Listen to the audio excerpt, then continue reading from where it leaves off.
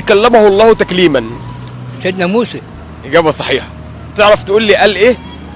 لا ما يعني أول حاجة ربنا قالها لسيدنا موسى إيه؟ لو جاوبت صح أنت أولاً عشان قلت سيدنا موسى ألف مبروك، كسبت معانا يا حاج 1000 جنيه. بقول لك يعني إيه؟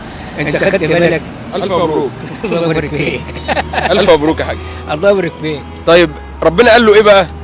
ربنا قال له إيه؟ قال له يا موسى إيه اللي في إيدك؟ لا، أول حاجة قالها له إيه؟